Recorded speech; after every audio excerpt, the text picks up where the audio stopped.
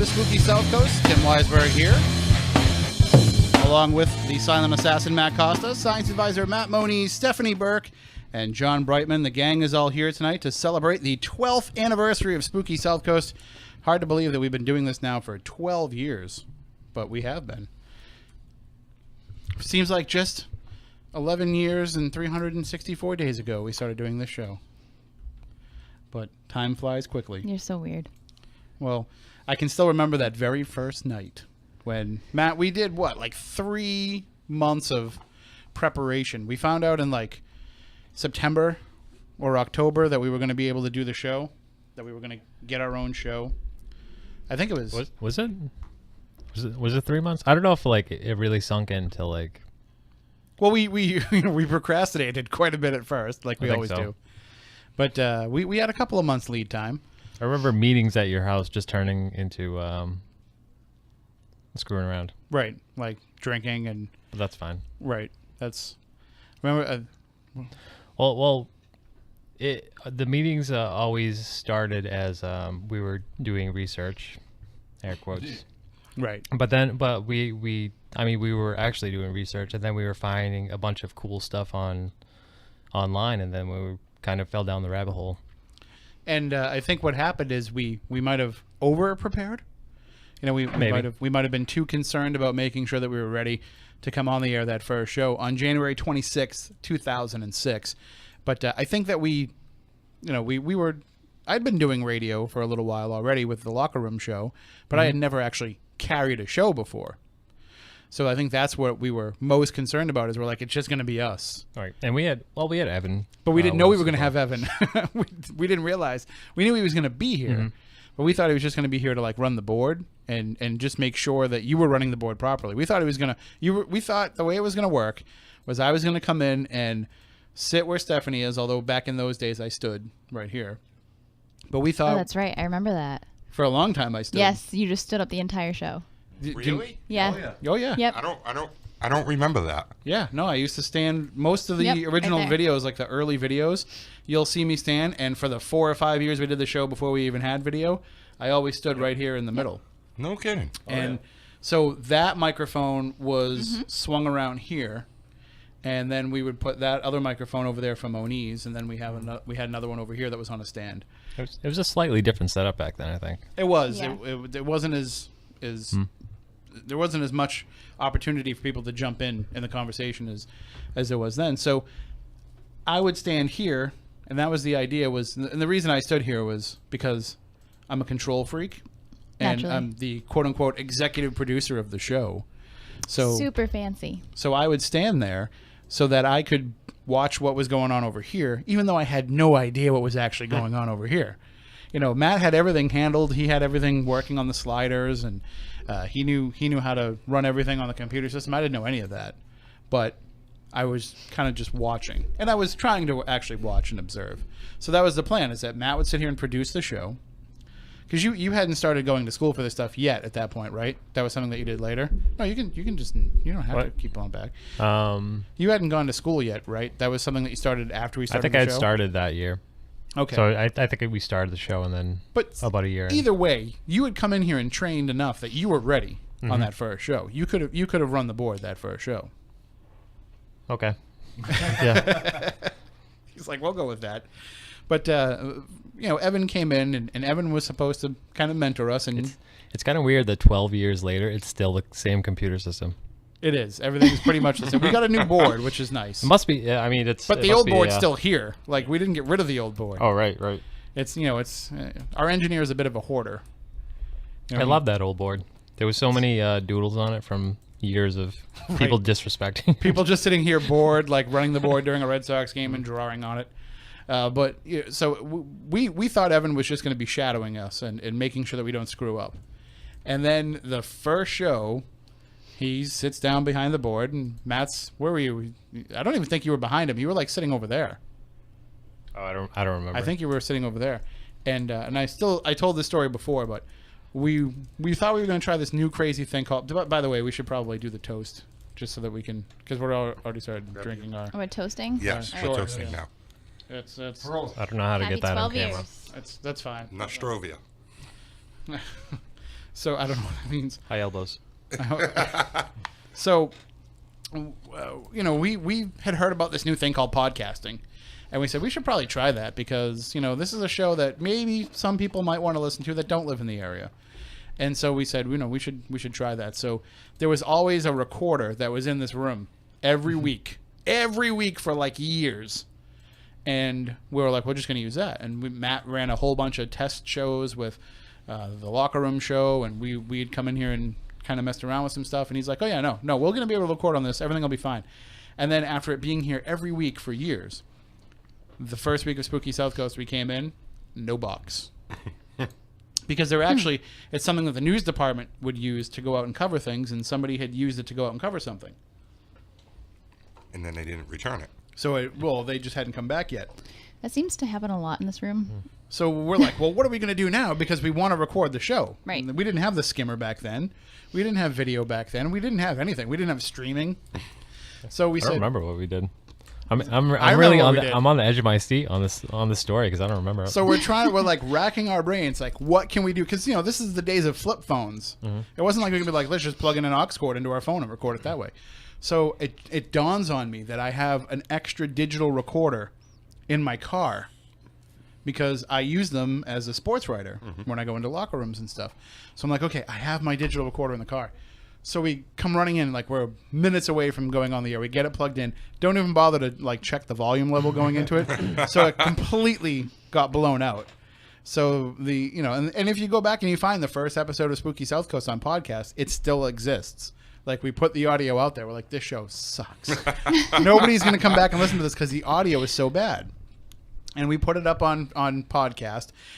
But before that, so we sit down here. We finally get everything going.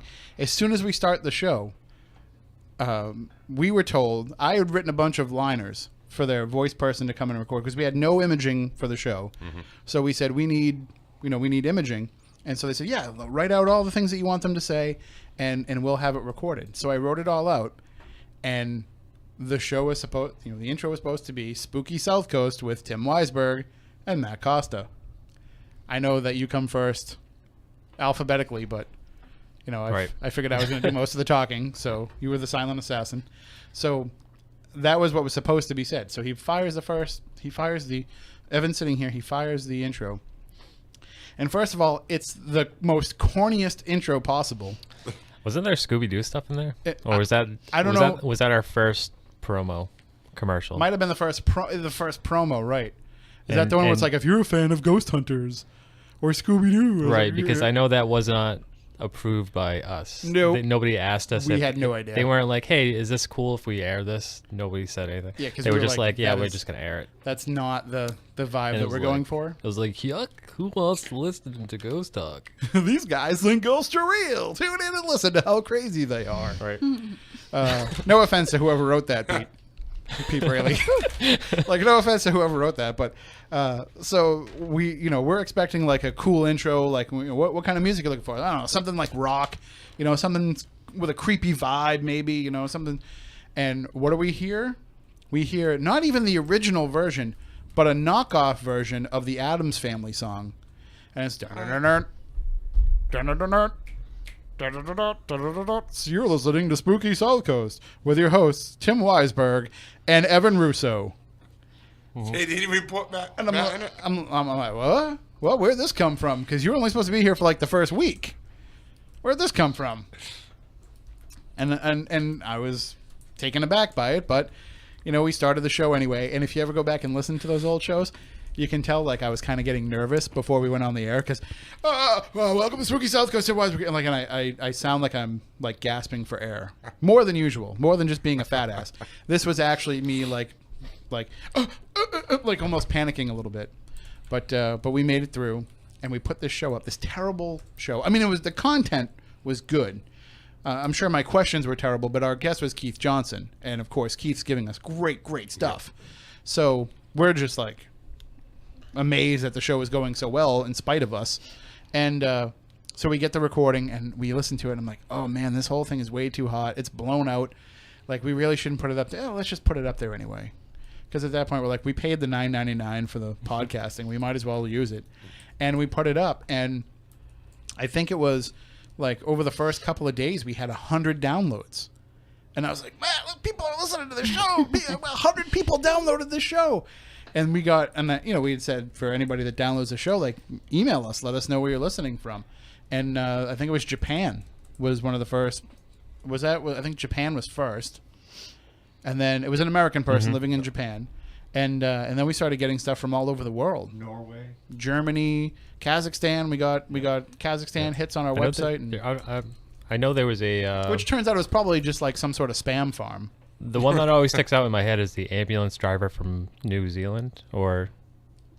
Who was it? I don't know. She emailed us a few times. She was from Australia. It might have been in Australia. I get those confused. I know, like, it's not something to get confused. I've watched Flight of the Conchords. Right. You so know they don't like it when you get confused. They don't.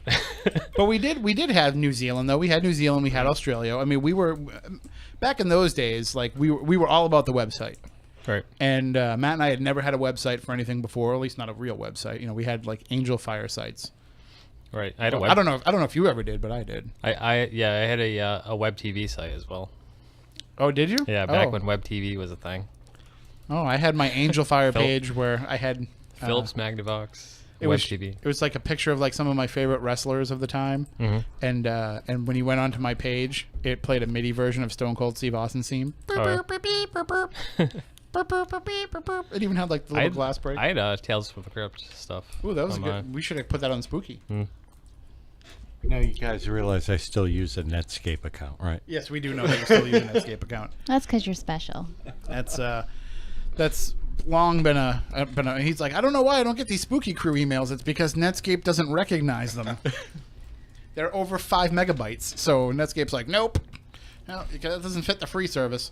So we put that first show out, and we started getting people listening from all over, and then we, just kept going from there. And Moniz joined a few weeks in, and things just kind of took off from there. And we're grateful that everybody's been tuning in for all these years and all these episodes.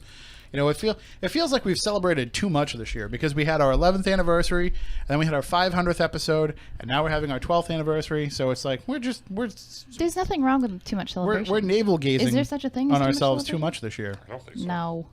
But it was definitely a shaky proposition that this show would even last 1 year, let alone make it to a 12th anniversary, because we were pretty sure that it was only a matter of time before they said, yeah, that's not really what we're looking for. It was helped by us, I think, by the fact that at the time, the program director that was in charge of everything at the station was doing a weekday morning show from like 5 a.m. He was getting up at like 2:30, 3 o'clock in the morning every day. So I think the last thing he wanted to do on a Saturday night at 10 o'clock was listen to the radio. So he might have turned on the first one just to make sure like we weren't swearing or anything.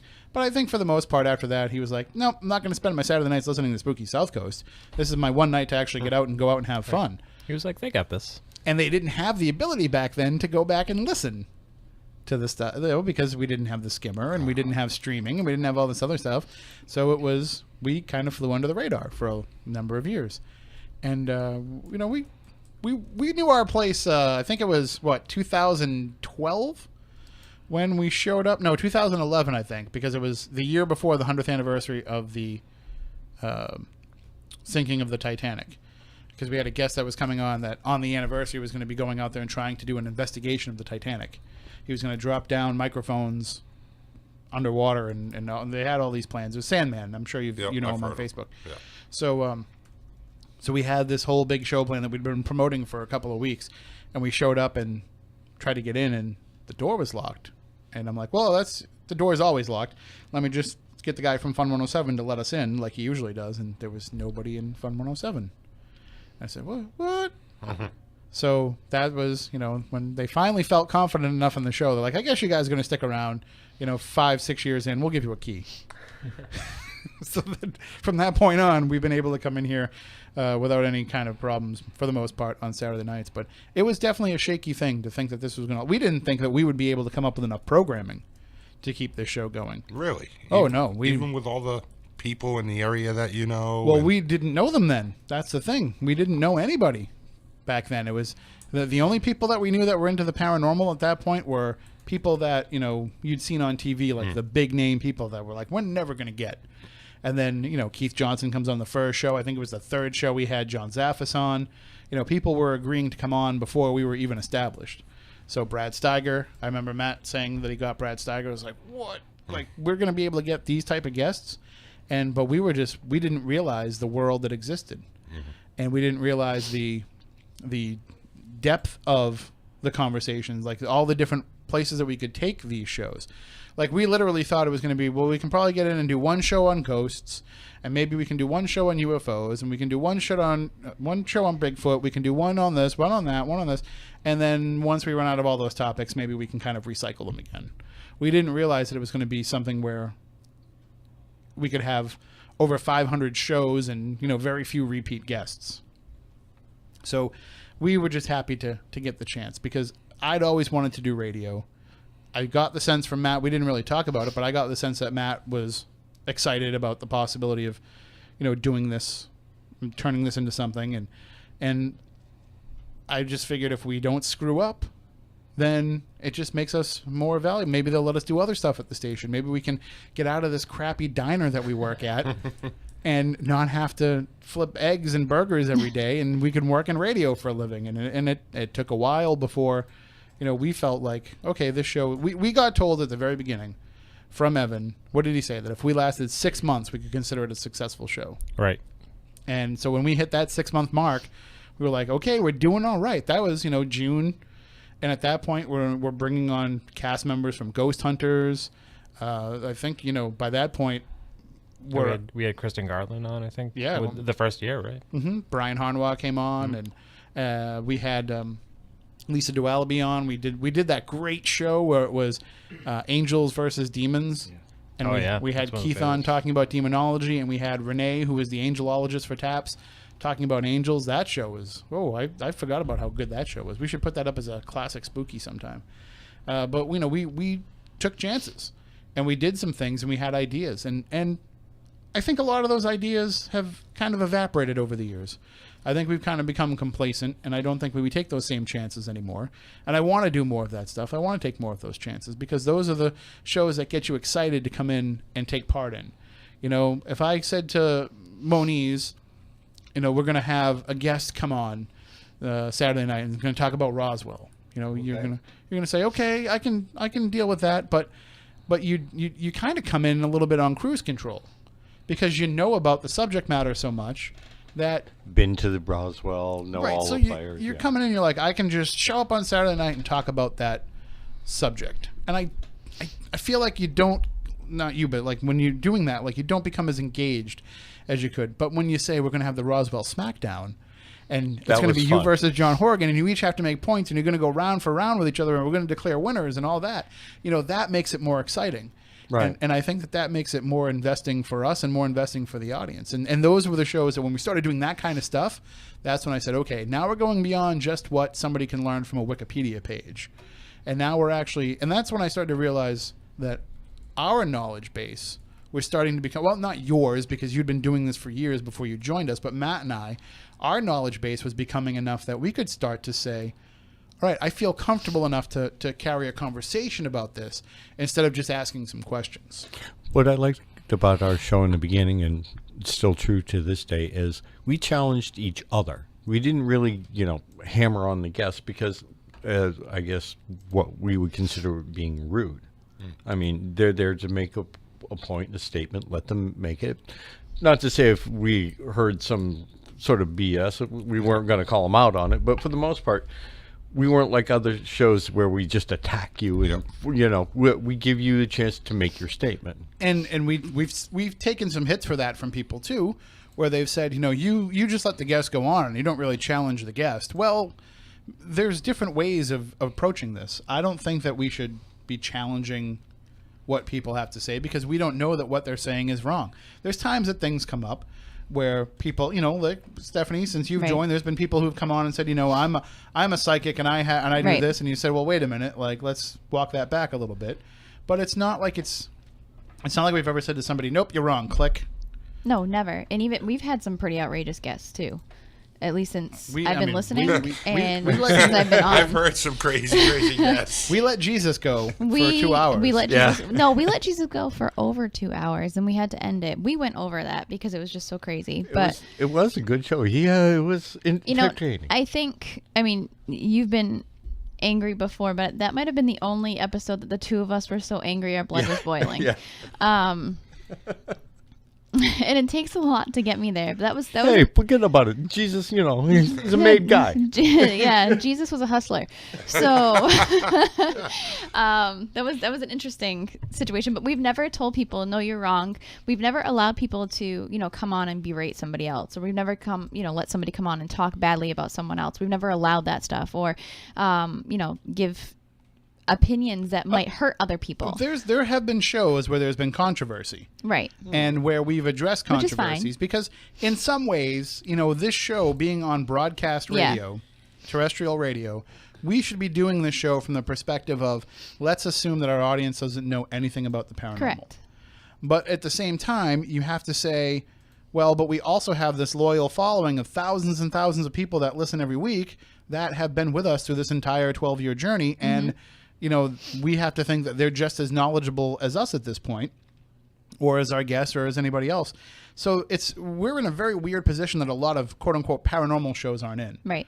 There's shows that are just out there putting out the radio product, and they don't have to worry about serving this, sophisticated audience. If they're part of it, fine. They love it. They welcome it. But that's not who they're broadcasting to. And then you have the podcast audience that says, well, we know that this is a direct thing that only people that are into the topic are going to go out and find. And we have to kind of serve both masters. And we've sometimes we've failed in doing that. Sometimes we've gotten way too inside on topics. Sometimes, we've talked, if you've noticed over the last couple of years, listeners, we've gotten away from shows where we talk about and dissect things that are, for people in the field, for people that are in the paranormal genre, in the paranormal community. We've gotten away from, talking about, well, there's this thing going on in the paranormal world right now, and let's talk about this. Like we've drawn it back and put it a little bit more broader. And we still, from time to time, will dive into that, but it's just not an every week thing. But there was a while when we said, hey, if we're getting this audience and we're getting thousands of people listening every week, and that became tens of thousands, and it just grew from there, that maybe we have a responsibility here to be a voice.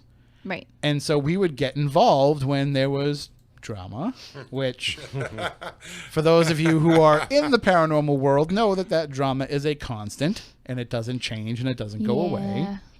And so we started dipping our toe in that water. And Matt and I remember doing a show, we recorded it in my house, in my office, where it was how junior high has the paranormal become. And we were we were waving the flag of para-unity that night. We were hashtag para-unity before there was such a thing as hashtags. Like, we were waving that flag. And of course now we've totally changed our tune because there's no need for that. That's garbage. Just let each other do your own thing and respect each other. And just, you don't have to agree with everybody. Right. It doesn't have to. We don't all have to be friends. I hate most of the people that are on the show with me, but for one night a week, we can all get together and hang out. Well, I like Moniz and I because he brought the champagne. So I'm just kidding. I love everybody here. But we realized that, we had this platform and we needed to kind of use it as a voice to, say something about the things that were going on. But we would never just take a side in a controversy. Right. We would never just say, let's just give a platform to the person that we agree with and bury the other side. Right. And I can still remember some of the controversies that came up over the years. One of the first controversies we addressed, this is 2007, 2008. One of the first controversies was TAPSCon. Yeah. And aside from all the other controversies that kind of surrounded some of that stuff that was going on, we had, I guess, if we want to give it a fancy name, we had Pantygate.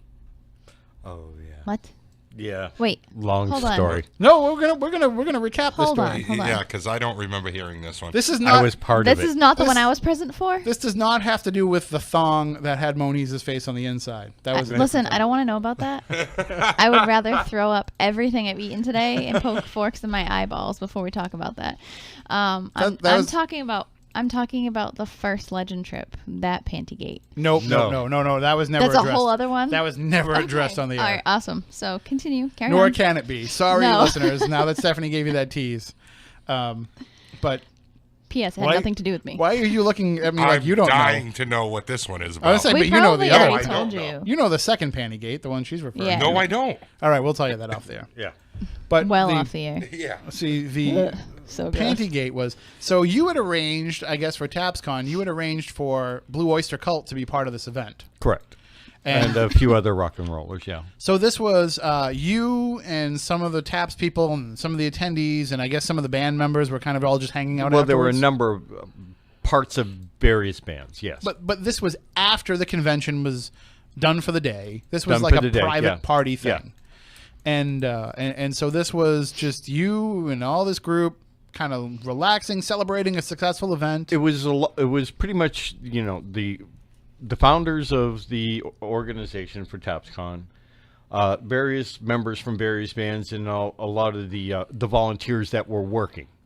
So we all met up at the presidential suite where the organizer had their room. So we were up there for, you know, opening champagne and drinking this and that and eating all kinds of like cheesecake and whatever else because people were bringing all kinds of gifts. And you know how bands have swag, right? You know, they hand out shirts and hats and things like that. Well, one of these merch. yeah, Yes. basically. Merch, Yes. swag, whatever you want to call it. One of these bands had shirts, hats, and was giving out underwear and panties. Why not? It's not the first time I've seen Yeah. gimmicks like that. And Right. bands use That's what it is. It's Whatever. normal, everyday Right. junk that, you know, bands hand Sure. out. And by the way, usually when you give these underwear out, it's not like women are walking around wearing them. So like you're going to meet up with this girl on whatever the 2007 version of Tinder was, and you know she takes off her pants and she's wearing a Blue Oyster Cult thong. You know, it was something that like you hang from your rearview mirror. Yeah. You know, it's No. So he, I gotta, No, stop. I gotta No. raise my hand on that one because I, back about no. 2010, decided to have Vinny Yeah. print some up for me with NEPR was here on them. right. Gave them out to a bunch of people. I happened to be at a convention one day, and some girl come up and look what I got, and she was wearing them and showed me. Oh well, I mean, sure, it does happen, but these are like a kitschy little souvenir-y thing. Okay. Yeah. That was the idea. It wasn't somebody's private Why are you underwear shaking your head? Because I that, can. that they were wearing. No. I mean, but to get back into what had caused the whole I was gigantic going to say, stir. what's the problem? Let's get to the problem. The problem was, like I said, this band was just Yep. throwing them out of the bag at everybody, and people were putting them on their heads and putting Naturally. them on, you know, Yep. being goofy because we're all half in the bag. Mm-hmm. So, and people are taking pictures. I'll let you take it from there, Tim. So he's down in Florida for this whole thing. I'm home, and this is this is MySpace days. That's how long ago this was. This is MySpace, and so all of a sudden I start seeing people posting on MySpace and sharing these photos, and they were putting the photos of themselves taking pictures with this underwear and putting it on MySpace. And to be fair, we're also taking pictures of the fruit basket that was there. You know, Right, just right. yeah, the normal pictures. Yeah, random goofy pictures of stuff we were doing. But I guess I think it was a picture of Kristen Gartland. Gartland, who used to be the case manager for Taps and was on the early seasons of Ghost Hunters and was a very, very good friend of the show. Still is a great person, great friend of the show. We love her to death. And so there was a website that started sharing these pictures and said, you know, this is the kind of debauchery that's going on at TapsCon. This is what they're taking your money for to be able to do after hours. And the story, I guess, had gotten to this website of Kristen had taken off her underwear and was passing it around the room. Oh, yeah. And everybody was taking pictures with Kristen's thong and all this stuff. And it was not what the case was at all, but that was the story that was portrayed that went out there. The name of this website, what was the name of that website back then? I think it was something called Who Forded. Uh-oh. And it was run by our friends Greg and Dana Newkirk. Uh-oh. And so, because this is the site that they used to have when they were different, and they talk freely about it. Greg's been on this show and talked Yep. about it, where they've done a 180 from the way that they used to view things back then. But back then, their job was to satire and poke fun and to call out and to they hold to the fire anybody that was a quote-unquote para-celebrity. And so they posted this whole story and it turned into a whole big thing. And that was one of the first controversies that we ever addressed on the show. And we had Kristen on and we had Greg on. And, at the end of it, it was kind of like, okay, we made a mistake and, we'll take it down, like all that kind of stuff. Like we kind of, bridge that gap a little bit. And that's when we said, hey, wait a minute, we could do this a little bit more. Because people like to go on the radio and share their stories and share their side of things. And if we can get both sides to come on, maybe we can get some common ground between them. And it kind of became something that when there was a controversy, people would come to us. Yeah. Because they knew that they could come on here and have their say, but not be judged for it and not have to worry about us taking a side. And sometimes they would try to get us to take a side, and we would say to them, listen, the only way we're going to do this and talk about this is if we can get the other side on. And there's been many controversies that we tried to address that we got one side to agree to come on and the other one wouldn't, and we said to them, we're not covering it. So because I come from a journalistic background, that's what little spotlight I've had on myself has been for journalism. And I'm not going to betray that by suddenly becoming paranormal shock jock on the radio, so that when I go and cover something as a back then as a journalist, as a writer for the newspaper, I don't want anybody to think that, well, I heard you on the radio and you were definitely hammering this other side and you're not fair and balanced, so I don't want to talk to you about anything. So I was always very conscious of that and aware of that. So if we couldn't get both sides, we didn't want to talk about it. Sometimes we'd get a statement from the other side, maybe. Yeah. Sometimes we would get to the point where, somebody would say to us, I don't want to come on, but here's what I have to say, and I don't care if you read it. And we've done that enough to show that we at least reached out. But and even then, we wouldn't let somebody come on from the other side and just hammer the person that wasn't there. We would say, hey, they're not here to defend themselves. Let's kind of just keep it to not personal attacks. But I remember we covered there was a very big dust up at one point between Aaron Houdini and the Booth brothers. Yep. Mm-hmm. And we let both sides have their say in that matter, and it turned into a thing where they tried to keep bringing it back to the airwaves for the next 2 or 3 weeks, and we're like, no, we're done with that. We're at the point nobody really cares that much except you guys. Mm-hmm. So you guys have to work this out on your own.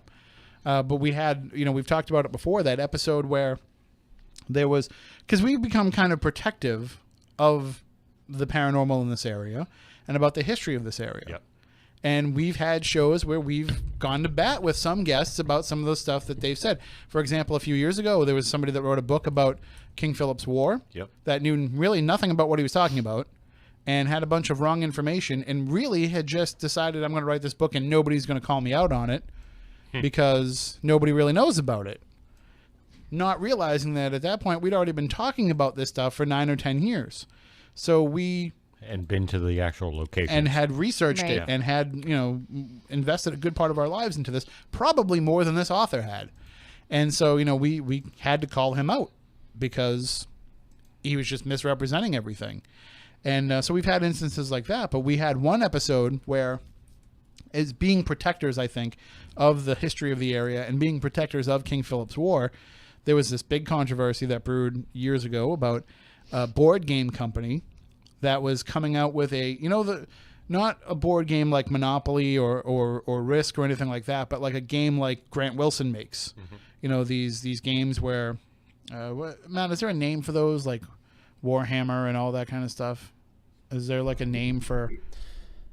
No, but I guess they're just adult board games.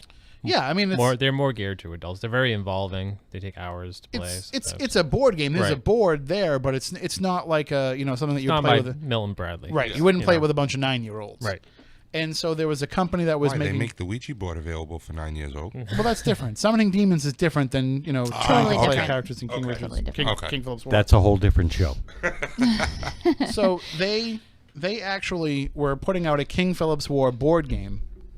And that had raised the ire of some of the Wampanoags in the area. And there was a professor at one of the colleges, I think it was Rhode Island College, who was taking exception to this and was calling out the board game company and blaming them for cultural appropriations and all this kind of stuff. And it was a huge controversy in the media. And we were, this was something that was picked up on mainstream news outlets. And So we said, well, let's see if we can do something about this. We didn't think we were going to solve anything, but we just said, let's do a show on it where we can focus on it and let each side have their say.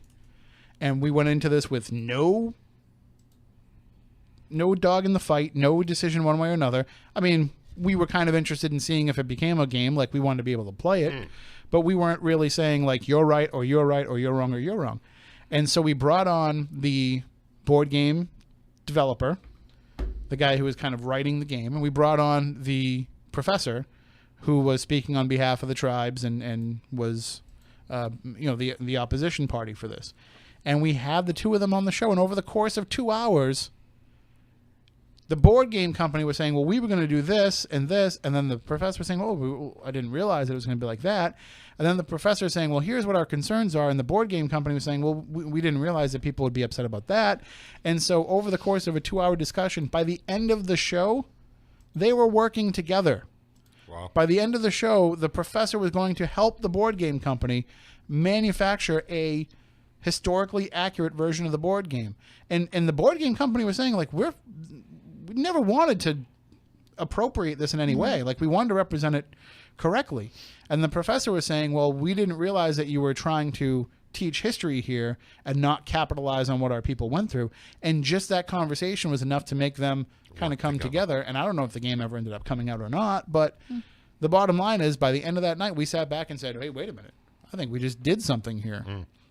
And so that was kind of always in the back of our mind when we would have things that didn't work out. We were told when we wanted to do a show on the history of Plymouth and Plymouth ghosts the first time, we were told, listen, there's a couple of ghost companies and a paranormal group in Plymouth, and none of them get along. Like, they're all in competition with each other, and they stab each other in the back, and you don't want to get involved in it. Just pick one and write it out. And well, that's not really fair. If they're doing different aspects of the tour and they have different approaches and whatever, it's not really fair. And I was told, don't put them all in the same room. So what did I do? Put them all in the same room. And this is one of the early video shows, so you can actually see video of it. And we brought everybody in. And at first, things were very tense. By the end of the show, they were all friends, and they were all looking for ways where they could kind of work together while still maintaining their own individual businesses. But how can we do this in a way where we're not really competing with each other, but kind of enhancing what each other does? And so I don't want to say that we made an entire town's ghost tour industry change for the better, but I think that we did. Spooky Southcoast. Peacemakers.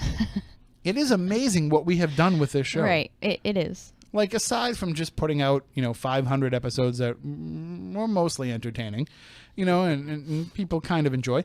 Besides all of that, and besides all of the things that we have done beyond this, having the opportunity to work in other media and going and filming ghost shows and being in documentaries and whatever else we've been able to do from this, aside from all that, the thing that will be the lasting legacy of this show, if it was to end tonight, and I don't think it is, unless I get a phone call in the next hour and 15 minutes, I think we're still good to go another 12 years at least.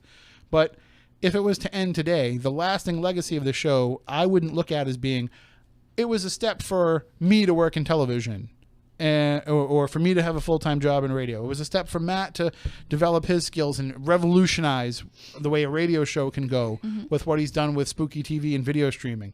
To say that Moniz, the legacy for him is we got him to actually come out and talk about this stuff publicly when he wanted nothing to do with being behind a microphone at first.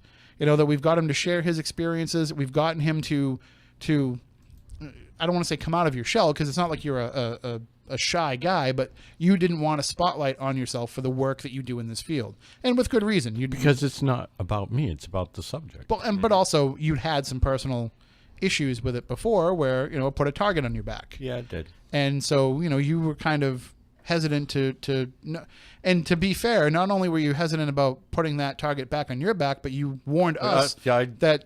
And was I not right? I still don't. I don't see the black helicopters. But it's kind of weird to know that you're on an FBI watch list now. So, and good. And I am. So, and you know, and even Stephanie coming on and joining the show, and we can say, well, it's opened up you for the same thing. You were the same way. Right. You were keeping this stuff under wraps and didn't want a spotlight on it. She still Right. doesn't want a spotlight. Don't. She likes it. Don't. let her- Oh, I know that, but she plays Really? coy every now and then. Yeah, she likes it. You So guys are such fools. we just like to razz you, I know. but I know. but we got you to step out of your corner and to Right. come out and take the spotlight a little bit. So it's had a benefit for all of us, and we never are forgetful of that. We're never not thankful for what the listenership has done for us and the opportunities we've had.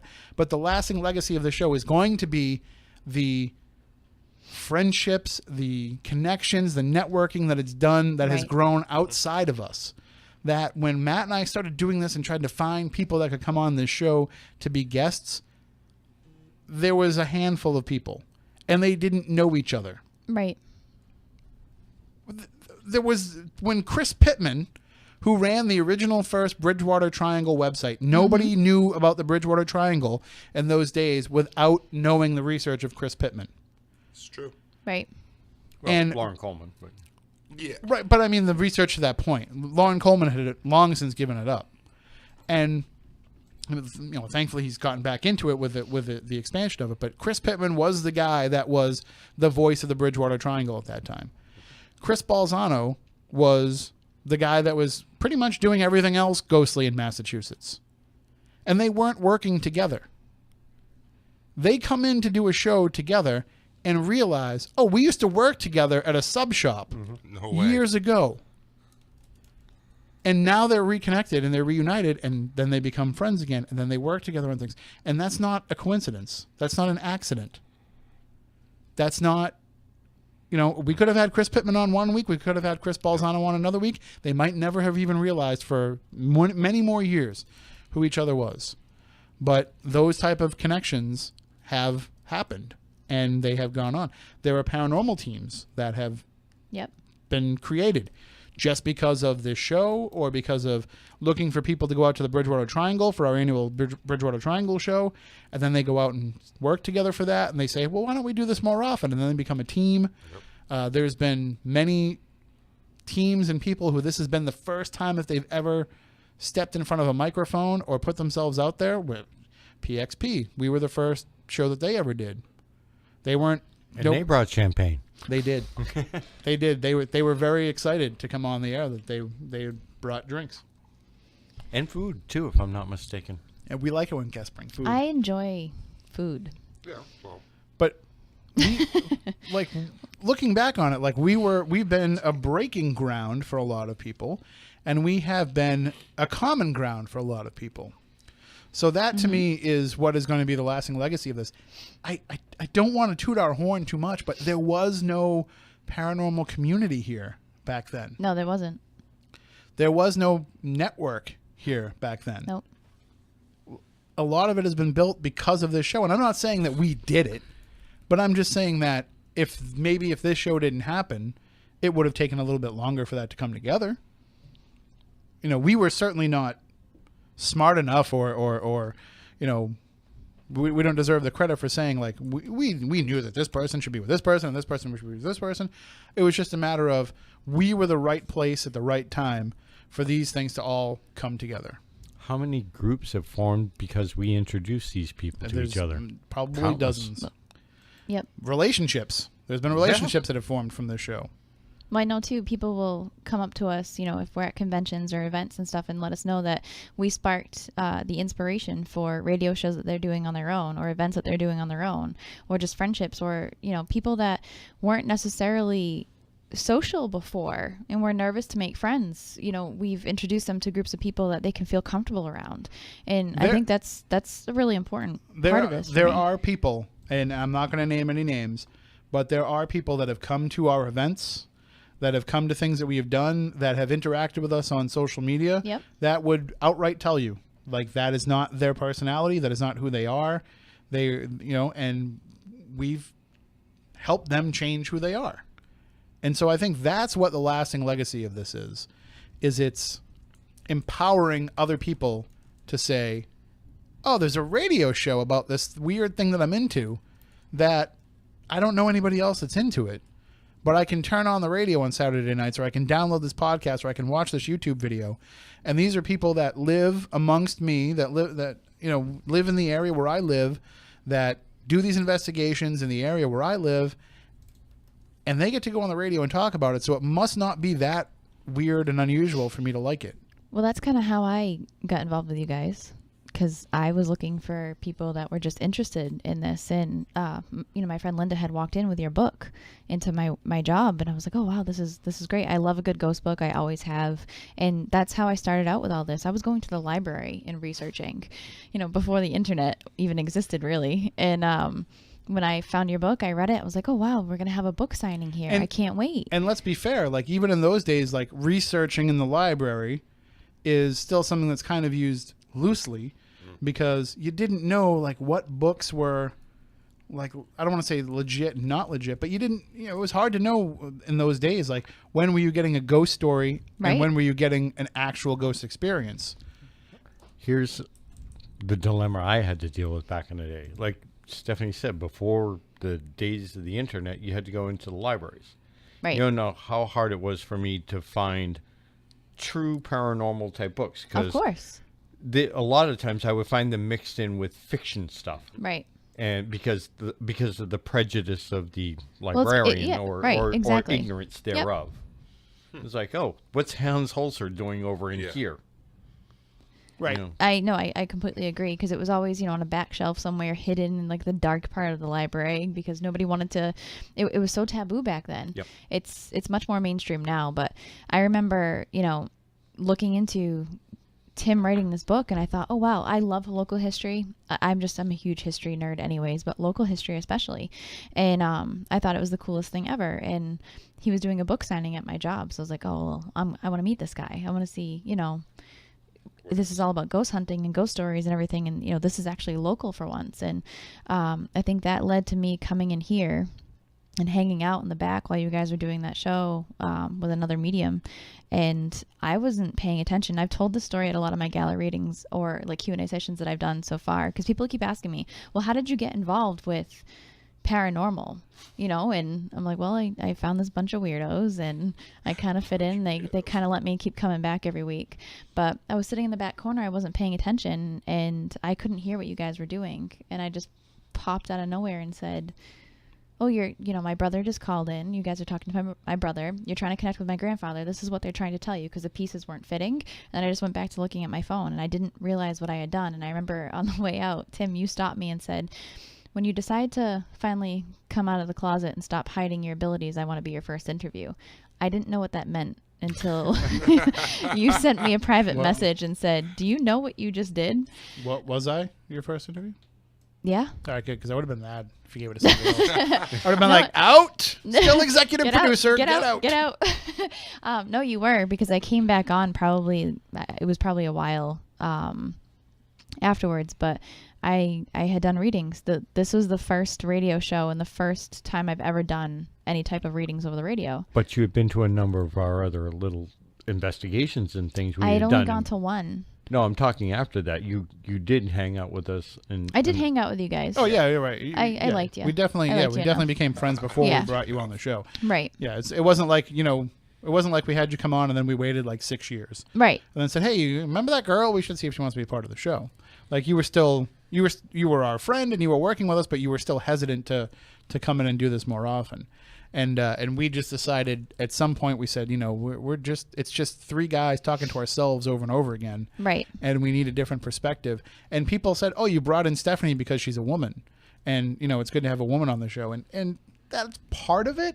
Right. I mean, part of it was good to have a female voice and just a little something that sounded different. And a perspective that could be different coming from a female. But we brought her in more because she's a psychic medium and because we were just scratching our heads every time people were talking about that. We're like, oh, no, we don't know how this works, so you have to tell us. And so by having her come in, she was able to kind of help us and ask better questions of people that come on that have those abilities. And she looks at things from a different perspective as a researcher and as a reader and as somebody who is, I'm not saying because of her abilities, I'm just saying as a different person. Mm-hmm. So she brings in fresh perspectives that we were needed. Now we need to, when we look at things, we need to look at a variety of angles, because we say, well, this is something that, if we talk about this topic, Stephanie can look at it from this way, and Monique Right. can look at it from this way. And so now it gives us much more of a reason to pursue a certain topic. Whereas before we might say, well, we could do that show, but we're probably going to screw it up. And there were some topics where we did that. Like, we would never have, as big as a show of it was, and as Right. important of a guest as it was, we never would have had James Van Prague on if you weren't here. Right. Because we never would have felt like we could do it. And as it turns out, we would have been wrong, because we did fine. He was such an awesome interview, and he talked about anything. It wasn't just, this is who I am, this is what I've done, and that's it. He was talking aliens with us by the end of the show. You must have loved that. Oh, yeah. Well, it wasn't my fault. It was Monize's fault as usual. But that was just a great conversation. He's just an amazing person. But that, I think, I'm not saying I made the show better, but Of course you did. I enjoyed coming on and giving you guys a different perspective and being able to hang out with you guys, because we have a great relationship. We have a great dynamic, and coming here every week and talking about all things weird, I hope that somewhere along the line, or we continue to help weirdos like myself who didn't know that we all existed, and we all, became friends afterwards, and really educated the public on strange things. One big, happy, dysfunctional family. Pretty much. Absolutely. Well, we have about a minute to go before we go into the news. When we come back on the other side, we'll talk more about some of our, Right. We'll talk about ourselves, because we like to do that, and we don't do it very often, really. Like, we don't sit here and pat ourselves in the back that much. So we're going to continue to do that tonight. But we also want you to call in and pat us on the back as well. 508-996-0500. No, for real. If you want to call in and let us know, how has Spooky South Coast helped you? What has it meant to you? You can do that. But maybe you just want to talk about some other stuff as well. It doesn't have to be all about how awesome we are. Believe me, we already know. Yes. It's what we're going to be talking about at midnight when we go off the air anyway. But if you want to do it now, we can do that too. Again, 508-996-0500, 877-996-0500. Hopefully people realize I'm just very tongue-in-cheek about all this.